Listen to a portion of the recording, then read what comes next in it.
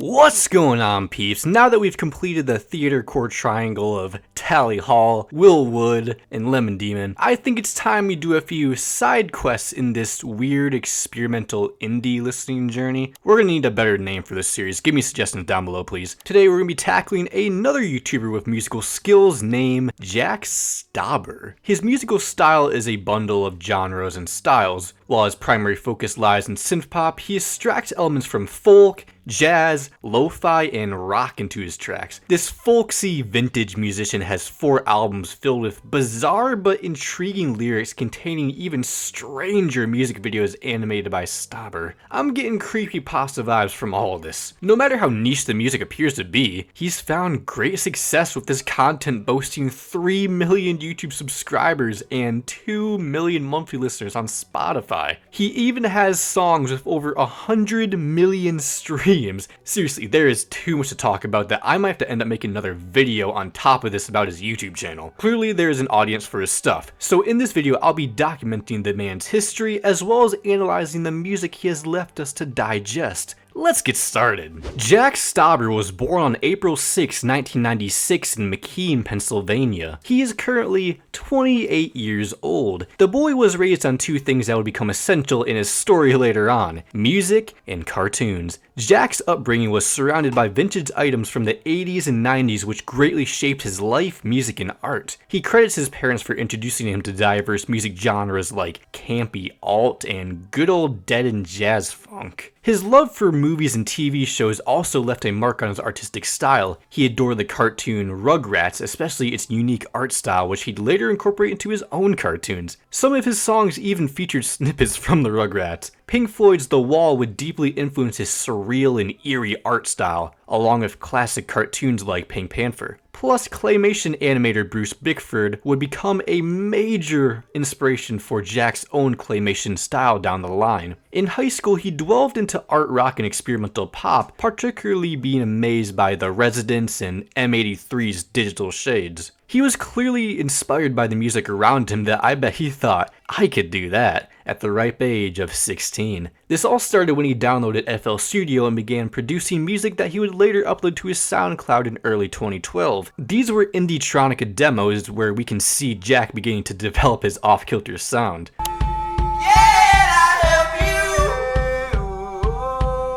The release for these singlets were scattered throughout the first half of the year before he went to focus on his first official project, Finity Form, that he would put together in little over a year. On the side, he became the frontman for local hometown band Juice in early 2013. It's a 4-piece groove rock band originated during Jack's high school years. Juice was a big part of Jack getting his talents recognized throughout his local area. His live performances really intrigued people. On March 18, 2013, Jack Stauber's first album under his main artist name Finity Form was released for free on Bandcamp. He was 16 years old when he created this. This album showcases this charming, youthful experimentation that would begin the evolution of his musical style. While it's not nearly as polished as his current sound, it still borders in the same style of synthpop. The album's quality and production value is genuinely impressive though, especially considering Jack's age at the time. There wasn't a lot of promotion for it. I mean, duh, he was just a teenager in high school. He just teased its release on Twitter and Instagram, as well as pointing out Runaway as the lead single technically. Runaway sees Jack trying to get this girl's attention, but no matter how he treats her, he gets the same expression of uninterest from her. This unrequited love sees Jack telling her to run away out of his life so he doesn't have to feel this pain anymore. You know that you could do the same thing, right, Jack? I love the production here. This 80s synth pop backing and Jack's vocals are mixed in this David Bowie-esque style. If this came out decades ago, I'd believe you. He was making music like this at 16. Meanwhile, I was making Maroon 5 parodies. The other 7 tracks border on the topics of relationship struggles, growing up struggles, and a plane crash. Let's get Wind Drag out of the way as it's quite cryptic. The use of stereo separation makes this track all the more unsettling. It appears to be about a plane crash that only the pilot survived. Both verses take from the perspective of the local town people and the pilot, who feels some sort of survivor's guilt for being the only one who made it out of the crash alive. He tried to save the passengers, but he couldn't, leading to these chirping dead souls keeping him up at night. I also thought about it being some sort of failed suicide attempt, but the last time I tried to interpret someone's lyrics in a different way, I got blocked on Twitter, so I'll move on to the next few songs. Speaking of conflicting interpretations, I also think that Mrs. Lead could be about someone struggling with lead poisoning, as that sort of exposure can lead to symptoms of redness and pain in the eyes. Maybe it's a play on LED lights? I'm probably thinking too deep here. It's likely about a girl who struggles with mental illness and needs to see a therapist. Jack's auto-tuned, emotionless, almost robotic delivery is also quite eerie, almost like he has no tears left to cry. He's emotionally drained and just wants this person to find help somewhere else. Trust Flower is clearly about an abusive relationship where Sarah is asking for kindness, but her partner continues to rain down on her and show no mercy. Verse 2 even shows the situation from the abuser's perspective, because even he knows that Sarah isn't safe with him. Not my favorite track musically. His vocals peaked a lot in the mix, and the synth-led melody accompanied by the hi-hats is showing Jack's beginner status at this point. Smooth kicks the I don't want to grow up theme into gear with these pretty piano chords, smooth drums, and blissful synth. Jack's vocals have a lot of reverb on this one, making this whole track about past memories feel airy, nostalgic, and dreamy. Honestly, I can see this being about two subjects, a breakup or, the pains of growing up. Verse 2 embraces that innocence and running into this new life, while verse 2 begins that tough transition where someone appears to be breaking on the inside and seeing how painful it is to witness. Soon, both of their lakes of love dry up. Even if they try to make it work eventually, their smooth hands are stripped apart and the walls of leaves are just too much to handle. That separation of you and your childhood is now apparent. I can imagine myself running through a valley in the autumn, seeing everything about the summer disappear in front of me. Mindsight displays Jack's cutesy falsetto through this low frequency EQ mix that you'll hear a lot more as we continue. It's damn eerie for sure. Is that a kid kicking and screaming in the background? Seems to be used as one's response to getting more responsibilities as we grow up. The diverge is more guitar-led, as it reflects on that theme of growing up and starting a new life with a special person. It might seem tough now, but we'll get better on the road ahead. It transitions abruptly into the final track, Curl, that expresses this hesitation to live life freely through a stuttered vocal line on the chorus. Ignorance is bliss, but it can lead to injury. It's certainly a happier way to conclude this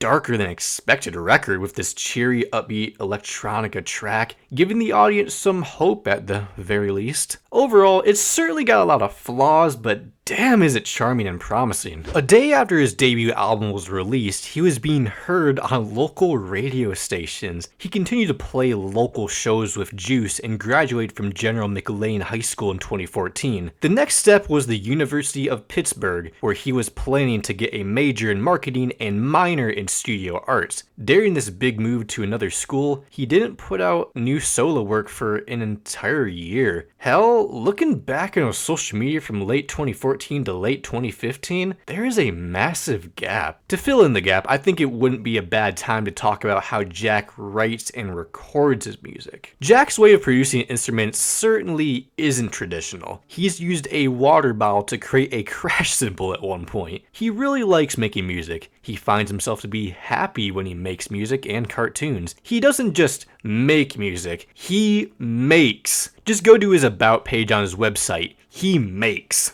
The atmosphere for most of his tracks can be along the lines of cheery sound, dark lyrics. His lyrics might seem random and jumbled, but the man himself says there is a great meaning to everything he writes, making life harder for his fans and myself because we have to interpret this meaningful nonsense. He has a strange way with words, so I could be wrong about everything I interpret here. His range overall is insanely impressive for someone who only practices in the shower. The man is able to hit these deep, low frequencies in his voice and advance quite high in his falsetto. People have pointed out how weirdly this man performs his music, like the way he sings should be off-putting, but it isn't. It seems like he's intentionally singing with a lack of resonance to make his vocals crack at a specific point while keeping his vowels open, hitting various pitches within a second as he transitions through his vocal range. Whatever he's trying to achieve with this style, it appears to be working as he's able to perfectly express the emotions he wants in his music. It makes him sound more human in comparison to, an auto-tuned robot. This brings us to September 18th, 2015, where his second album, Viator, was released after being recorded within May to July 2015. This album marks a major shift in musical style for Jack, departing from his initial pop sound to embrace more folk and indie rock influences, as well as the unhinged side of those genres. Trust me, we'll get to it. It was produced during a tough time for Jack personally, where he lost someone close to him. Each night that summer, he would create a new song and didn't even believe he would even release this work. The album's overall mood fluctuates abruptly between upbeat, somber, and quite unsettling tracks. It contains a whole lot of snippets instead of complete songs, with most of the album feeling like it was improvised. Some of these lyrics haven't even been deciphered yet. Jack suggested listening to the album lying down with your eyes closed for an optimal experience. This is actually how I listened to the album for the first time. Alright, so this one's got 35 tracks, most of them are a minute. Prepare yourself for a look into the mind of Jack alongside an acoustic guitar. His laughs on give you a hint of the unsettling experience to come, followed by the longest song he's ever produced, Pressed Flowers. Jack appears to glide between notes on this one. This is what I'm talking about, the lack of resonance. It comes across as super raw sounding from the sounds of the acoustics echoing throughout the mix. The harmonies are ugly, but not ugly sounding, if you get what I mean. They are pleasant for the emotion he's trying to portray in this song. It's a dive into his insanity dealing with the loss of a loved one. There's 5 parts to this song and man does it get messy. I heard someone call this bohemian jackspity and progressive folk. I just feel concerned while listening to this, like, is this man okay in the head at all? This sounds so unserious, but serious at the same time. Baby Teeth has this warping vocal effect that sounds like me messing around in FL Studio. Trust me, this won't be the last time Jack talks about teeth. In all seriousness, it's about the struggle of growing up. This weird ass stick up the ass vocal style is making me uncomfortable. Maybe that's intentional. Catapults is quite similar, embracing that innocence of childhood with interludes of a group of friends conversing. Hip End Lover leaves me with a lot of questions. These lyrics feel auto-generated due to how random they are. Maybe it's just a clingy boyfriend that feels the need to be attached to her hip.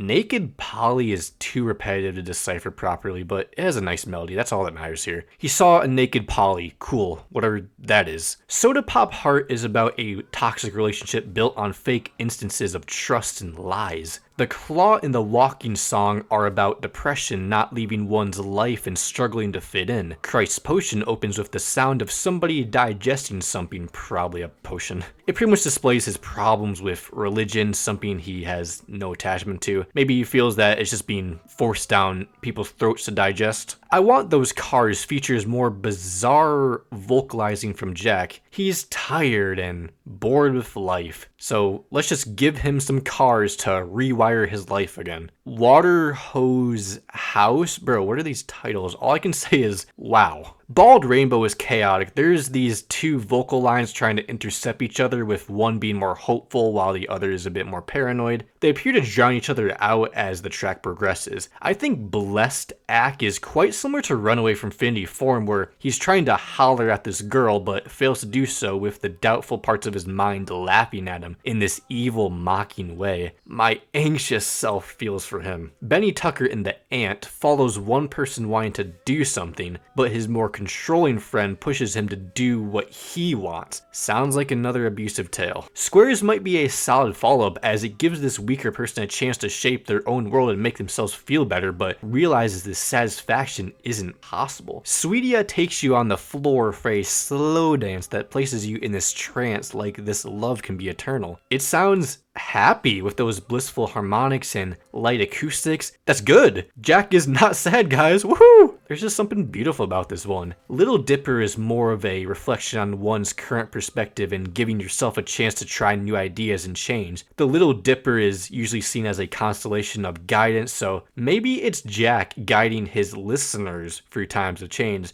You're so clever, Jack. You mastermind, you. Apricot seems to be this entrapment in boredom where he wants to do more meaningful things, but he can't exactly afford to change right now. Red Press seems to emphasize this repetition of his life where he'd rather stay inside instead of seeing the rays of sunshine around him. Oh great, another Discord mod anthem. I see Mara as a key point to this album where Jack reveals why there is so much nonsense and randomness. It's his way of coping with this pain he feels from this harsh loss. It's getting his mind off the grim subject. He uses music as his lifeline. Mara takes her mind off her depressing work life by writing down every word that came to her mind. I'm guessing this is a similar writing process Jack had with this record. It doesn't always seem to be working, as on Lake he can find himself looking across a lake with a pleasant sunset, but even something this beautiful can't conceal the emotions he's feeling from this harsh loss. He just wants to leave reality and embrace his imagination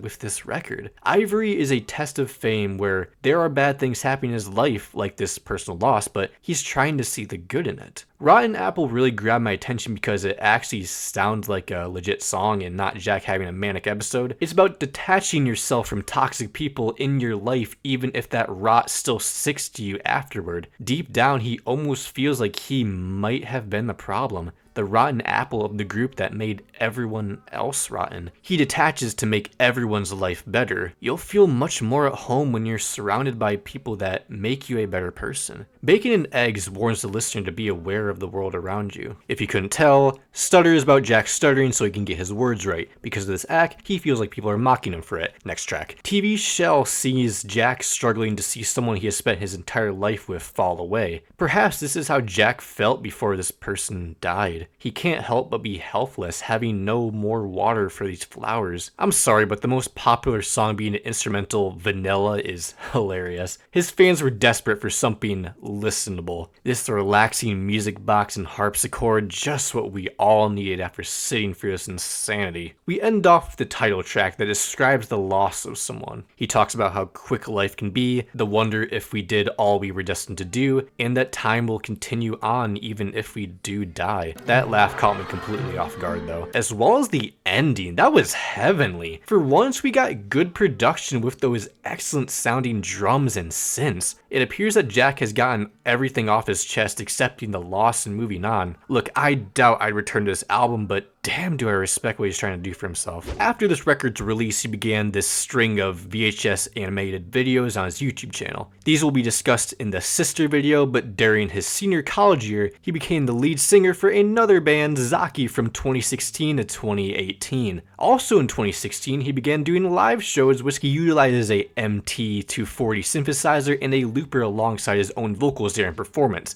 This allows him to craft songs for the audience right then and there. He brings out his goofy side on stage that charms every member of the audience. At the start of 2017, Jack acquired his first electric guitar, and integrating it with his interface marked a major shift in his music production approach. This led to the creation of the third album, Pop Food. It was inspired by doing cool stunts to push his body's boundaries. This album must have been a cool stunt for him that pushed his music's boundaries. Departing from those folk influences on the previous record, the album marks a return to his original pop style infused with retro, lo-fi, and nostalgic elements of the late 20th century. Jack Stauber then established Plop Scotch Records as his personal record label through which he asserts copyright over his music. Pop Food would be teased through cryptic VHS promo videos on his channel. The record that would go on to become his most popular was released on March 25th, 2017. Gotta say, this first track, Buttercup, has a lot of streams. I wonder if I've heard it before.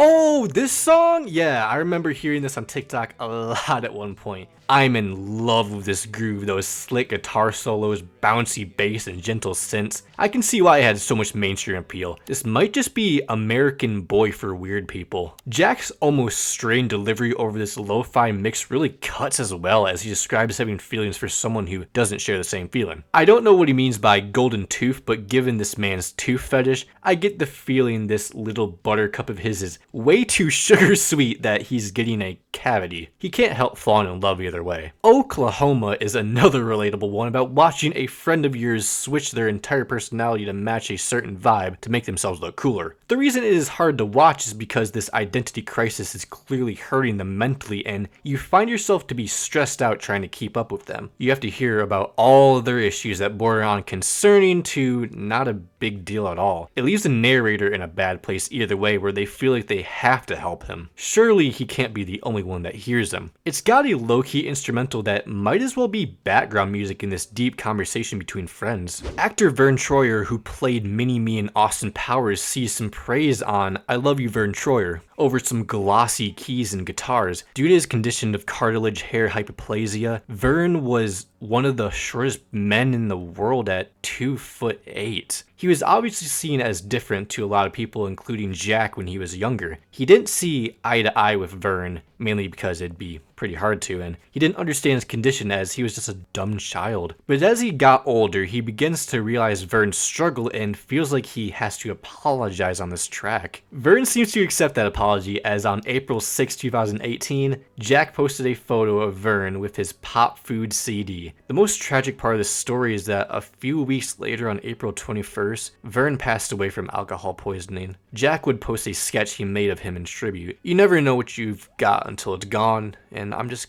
glad that Jack got to have that interaction with a hero of his before he couldn't. Thankfully, Koi Boy isn't as complex and tragic as the first three, as it's just a simple love song where Jack wants to be someone's lover boy. The vibe of this record is quite small and chill. It's nice on the ears, could be good for lo-fi study beat streams, and there isn't a lot of layers instrumentally. The lyrics, on the other hand, yeah. I'm also getting Joji vibes here. Dog Nightmare feels strangely cryptic. I think it could be about a man who is overly aggressive and has no morals in their thoughts and actions. He hears somebody talking crap and tells them to meet him outside. He sees a girl at the spot, doesn't care if she's got a man, she has a nice body, he's gotta have it. This boy's got that dog in him. The use of the word stoplight is interesting. Not only does it have the effects sound just like one, but it tells me that this man wants to stop himself from acting like this, but he decides to laugh it off instead. Either way, I'm sure he's a nightmare to his parents. This groove is so bright and colorful though. We brought out some acoustic guitars on Bothersome and some beautiful high notes from Jack. Strangely, it feels like a follow-up to Dog Nightmare, discussing those bothersome boys who lounge around all day doing nothing. They're smoking a stack, drinking alcohol, and causing troubles like teenagers ought to do. It's got a relaxed feel to it, so I don't know if Jack is outright mocking these kids or singing from the perspective of one based on his past memory. He's cleaning out those VHS records to reflect on those troublesome times. It's a weirdly nostalgic piece. Call me crazy? It's the best song of the album. Safe Socks to me seems like Jack trying to get over something unfortunate that happened and telling himself it's going to be okay, he'll get through it. He can't change what happened, but he can change how he handles it. Given how repetitive the result is, it's almost this back and forth battle with his self-conscious. There's this cold winter feeling that I'm getting from this track, especially as it ends with that depressing sounding harmony. My plea differs from the lo-fi style I've been hearing to add in more hi-hats and claps to reduce this playful environment of Jack begging his family members to give him money to buy candy bars. Come on, dude, nobody believes they're gonna use that money for candy bars. By the way, I'm not saying he's talking about his real self, it's probably a character he's playing, not making the same mistake as my Willwood video. It seems like he hasn't talked to this person in quite a while. That's probably for a reason. Jack appears to be spending his time drinking, not going to school, and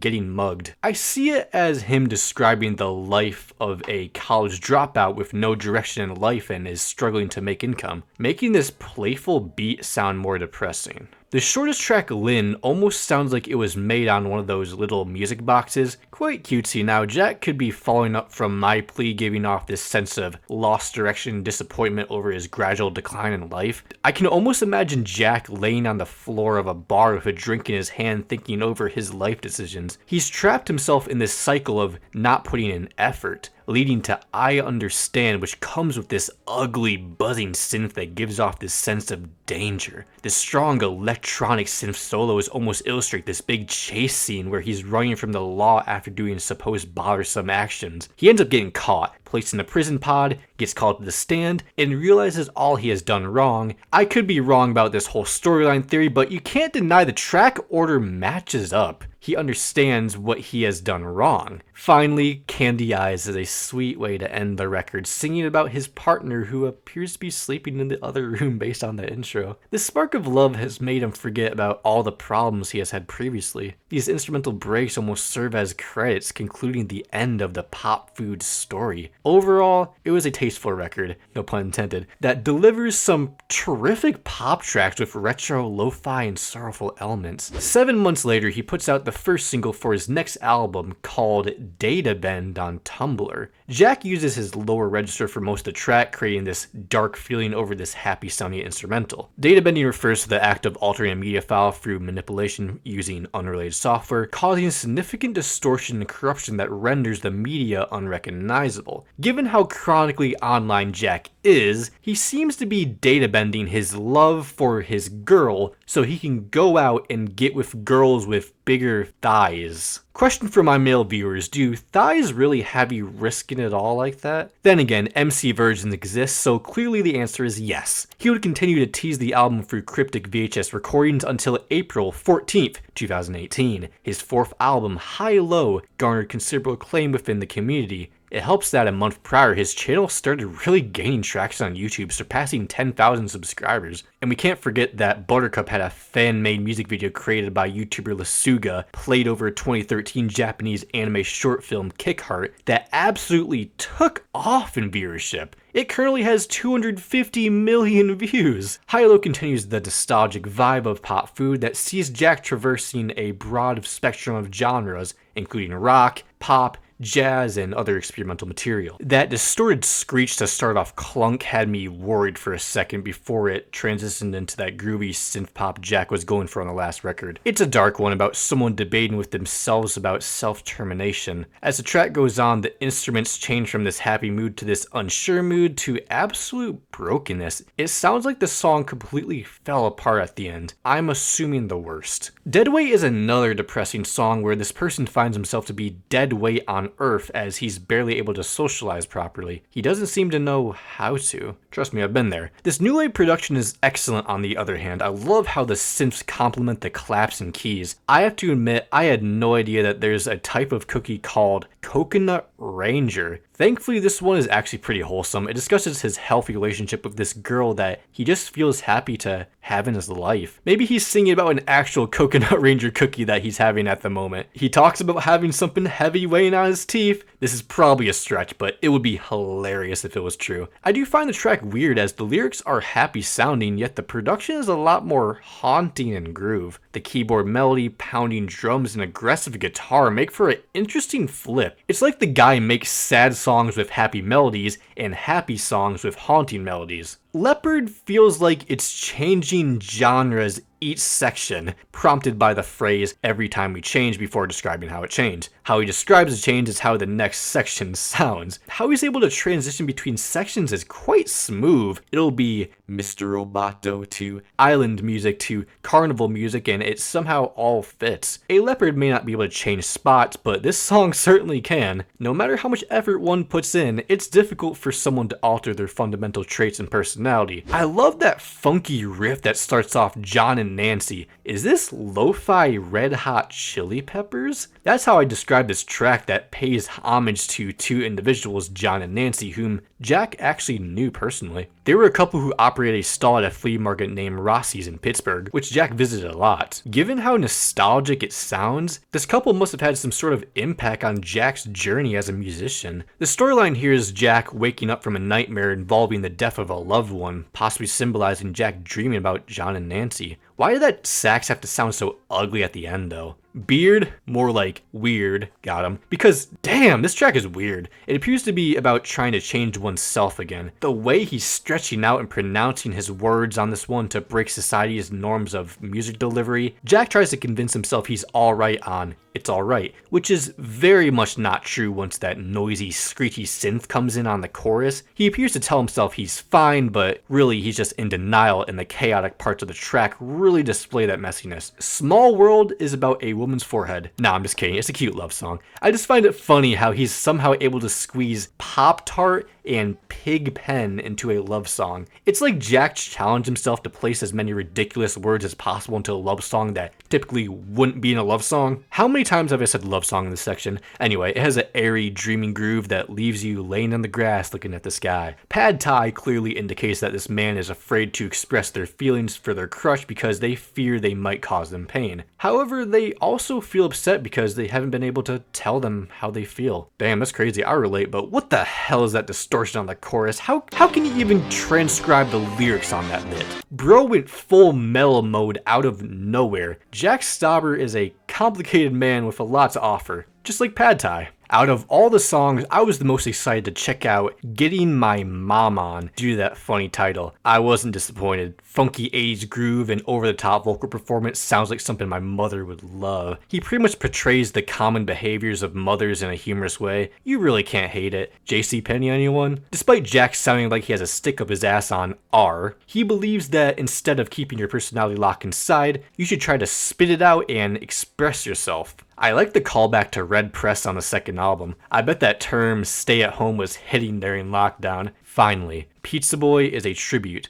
to one of his earliest and biggest fans, Pizza Boy Anthony. He even used him as the narrator for his channel trailer. It tackles the struggles of growing up he must have felt. Plus, this might be one of the heavier instrumentals Jack has ever produced. It comes across as grand and finale-like. His vocals are most definitely emotional, and everything about his musical craft really shines here. Generally wholesome stuff. I bet Anthony felt validated by this. It really warmed my heart. After this, the music stuff was mainly pushed to the side for Jack to work on his weird VHS animations that got him 200,000 new subscribers in 9 months. His final musical project technically would be bundled into collections. This would be known as Jack Stauber's Micro Pop, an alternative pseudonym that serves as an outlet for releasing music on social media and in cartoons, particularly material he prefers not to associate with his primary studio artist name. It mainly consists of brief compositions referred to as micropops, which were regularly shared across his social media platforms from 2015 to 2019. He has put out 6 EPs and 1 compilation album, as well as 2 soundtracks for his collaborations with Adult Swim. I want to talk about these tracks in my next video, as these are technically part of Stauber's visual side in a way. I've already spent 30 minutes talking about his 4 actual albums.